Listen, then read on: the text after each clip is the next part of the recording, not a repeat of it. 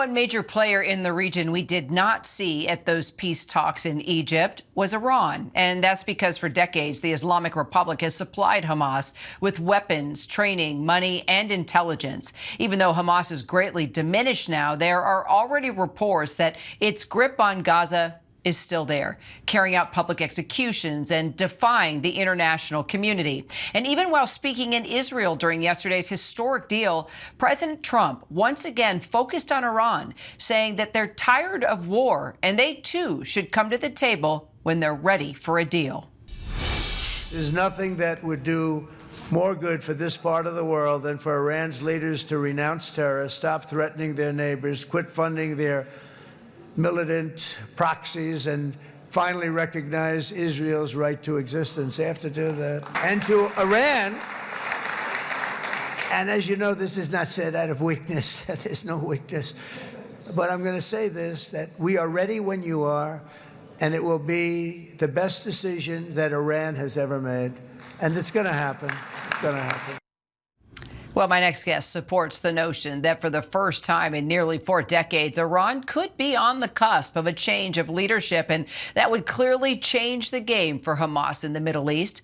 Arash Azizi is a contributing writer for The Atlantic and a lecturer at Yale University. Arash, great to have you back. It's great to be with you. So this ceasefire means Hamas has agreed to completely disarm, but as we are already seeing, it hasn't. Do you think Iran will continue to support Hamas even though phase 2 of this deal requires it to lay down arms? I think Iran is very much weakened in what it can do. I think it won't give up its ambition to support Hamas.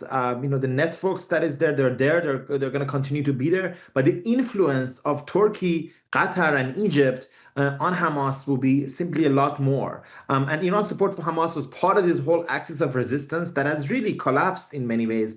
And Iran has its own faults to worry about. So I think basically, Kira, Iran's opportunity to be a spoiler at whatever peace process is happening, it's going to be very little. But if this process fails for other reasons, then Iran will be able to play its role and meddle. But it cannot be like it was in the 90s in some ways and in early 2000s. It cannot really be a spoiler actor anymore. It's too weak for that now. Right. And times have clearly changed, especially after, Trump sent in those B-2 bombers. President Trump says that he gave Hamas approval for a, quote, period of time to serve as this security force in Gaza during the ceasefire agreement. Clearly, Hamas is not policing here or securing, but rather asserting control. Do you really see this deal being successful and Hamas truly laying down arms?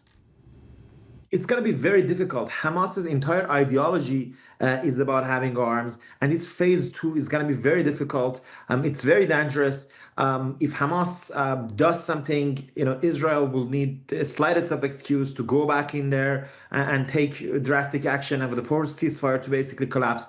But I think what we're going to see is that a status quo in which Hamas sort of has a semi-control over areas and Israel is not really renewing hostilities to last for quite some time. I do think the trio of countries that I mentioned, Turkey, Egypt, and Qatar, will be able to hold Hamas back for a while until we kind of stumble toward sort of the next phase. That would be some sort of a Palestinian administration, some sort of international administration, that the rebuilding can go on, and all the rest of it. But I think for the foreseeable future, for the next few months, we're going to sort of wobble around. And we should remember, Israel will go to elections at some point, which will be an important sort of turning point.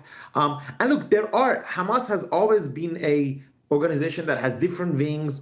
It is possible to imagine a situation in which they'll become sort of part of some sort of a force that is more limited to policing, and that has that they leave governing to this broader Palestinian Arab international force. But it's going to be tough getting there.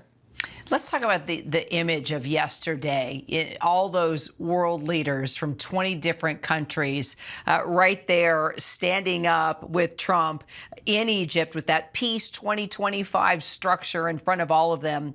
Do you think seeing all those leaders standing by Trump like that will in any way influence Iran or even scare Iran? I mean, it was a bit of a photo op, which President Trump's love, and there has been many before. But the photo op here, it represents something. And yes, Iran, as you know, didn't go. There was a huge debate in Iran on Sunday when the news came that Iran had been invited. A massive debate broke out in Iran. Many diplomats, many former top diplomats, top political figures called on Pezeshkian and Araghchi to go to Sharm el-Sheikh. They criticized him when he declared he wasn't going. And that debate sort of continues. But the photo op represents something, and that's Iran's isolation. As we were getting into this segment with you, I used that part of Trump saying that the U.S. is ready for a deal when Tehran is. So what kind of deal are we talking about here? What does that deal need to look like? Look, Iran needs to give up its anti-American, anti-Israeli, foolish charade. The game is up. It finished. So Iran, in one word, Kira, needs to give up death to America and instead focus on long live Iran, focus on itself. This is a world in which countries are standing for themselves. And Iran, like Indonesia, like Pakistan, like Azerbaijan, like all these other countries who were at this summit, needs to focus on its own interests, and its own interests are its own economic development, equal relationships sort of with its neighbors in the region, and giving up this revisionist revolutionary charade that it has followed for decades. Arash Azizi, always great to have a conversation with you. Thank you. Thank you so much for having me here.